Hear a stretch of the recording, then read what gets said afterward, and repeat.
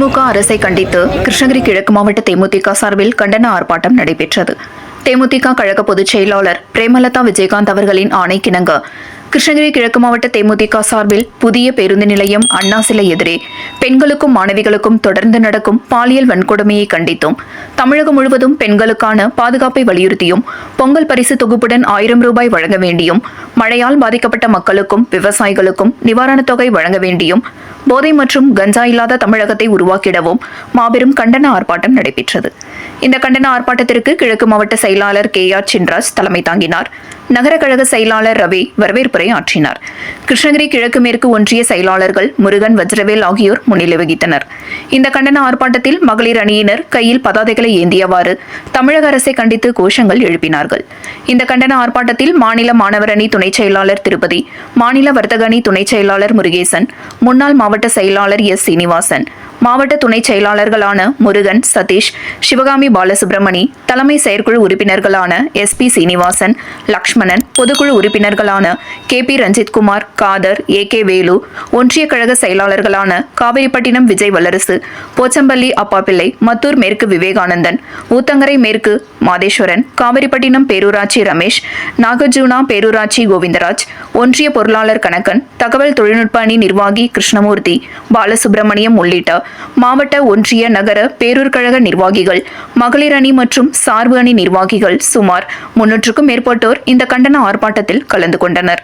இறுதியாக நகர அவைத்தலைவர் K. சங்கர் நன்றியுரை ஆற்றினார்.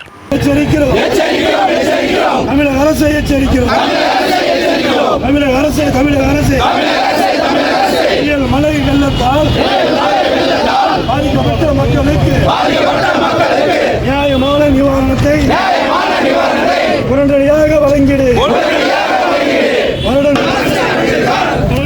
மக்கள் அவலம் வீடு இழந்து பொருள் உடனடியாக நிவாரணம் கொடு. காப்பாற்று அனைத்தை விழுந்து விவசாய மக்களை காப்பாற்று.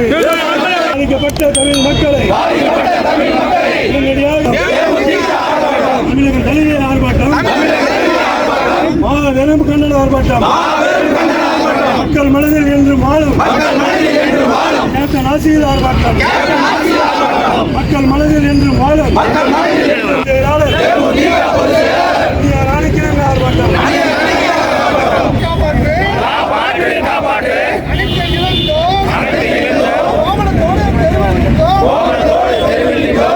மக்களை காப்பாற்று,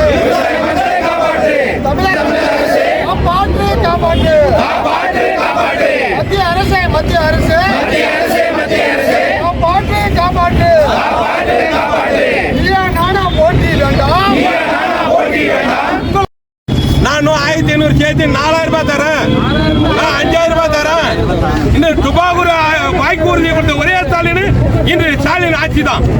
ஏன் சொல்றேன்னா, தமிழ்நாடு மக்களை பொய்ய சொல்லி பொய்யே வளர்ந்து இந்த புலவரா வாழ்ந்துக்கிற திமுக அரசு இந்த அரசு ஏன் வன்மையா கண்டுக்கிறேன். உங்களுக்கு என்ன வருது? நீ ஆட்சி வராம என்ன சொன்ன? மக்களுக்கு 5000 ரூபாய் தரணும், இன்னைக்கு 1000 ரூபாய் கூட வக்கல. இதுக்கு என்ன காரணம்? பொதுமக்களுக்கு ஒரு கரும்பு பொங்கல் பரிசு, கரும்பு, மஞ்சள், அதான் ஒரு 1000 ரூபாய் கொடுக்குது. உன்னால் முடியலாம், ஆட்சி விட்டு போக வேண்டியதானே? ஏன் மக்களுக்கு இந்த மாதிரி அவதி பண்றேன்? ஒரு சின்ன பாருங்கள், திமுக ஆட்சியில இன்னைக்கு எந்த அளவுக்கு வஞ்சிக்கப்படுகிறாங்க. இன்னைக்கு பத்திரிகையாளர் ஒவ்வொரும் நாங்க பேச எழுதணும், அப்பதான் அந்த திமுக தாயினுடைய காதலை போய் ஏறும். ஆனா அவர் முடியப்ப தலைமுறை முடிய வச்சுன்னு மக்களுடைய கஷ்டம் தெரியாம இருக்கிறார்கள், ஓய்வு எடுக்கிறாரு. பயங்கர துணை முதல்ல விட்டு இன்னைக்கு விவசாயிகள் மழையால பாதிக்கப்பட்டு எத்தனை விவசாயிகள் அழிஞ்சு கொண்டிருக்கிறார்கள். அவங்களை பத்தி சிந்திச்சு பார்த்துக்கிறாங்களா? இன்னைக்கு மோட்டார் ஓட்டுறவங்க அதிகாரிகளுக்கு போனஸ் கொடுக்கல. அப்படி நிர்வாகம் பண்ணது ஆட்சி, இந்த ஆட்சி விட்டு இறக்கணும். இந்த ஆட்சி விட்டு இறங்கினா ஆட்சி மாற்றம் வரணும். தேசிய முருக ஆட்சியோட துணைவிலை யார் ஆட்சி வராங்களோ அதுதான் திமுக தமிழ்நாட்டில் ஒரு மறுமலர்ச்சி பெருக்கும். ஏன்னா இந்த திமுக ஆட்சியில மிகப்பெரிய 4 வருஷத்தில் ஒண்ணுமே கிடையாது. மாணவனுக்கு வேலை வாய்ப்பு இல்லை. மாணவன்லாம் கஞ்சாவனால குடிச்சு அழிஞ்சு கொண்டுகிறான். அது மாறன ஆட்சி மாற்றம் வரணும். ஆட்சி மாற்றம் வரணும். இங்க இருக்கிற ஒரு பத்திரிகையிலும் ஒரு செய்தியாளர்களும் ஆட்சி ஆட்சி மாற்றத்தை கொண்டு வரணும். நாங்க பற்றி பேசலாம் மற்றும் போதாது, ஒவ்வொரு செய்தியாளரும் அதை கொண்டு போனோம் முதல்வர் வரைக்கும்.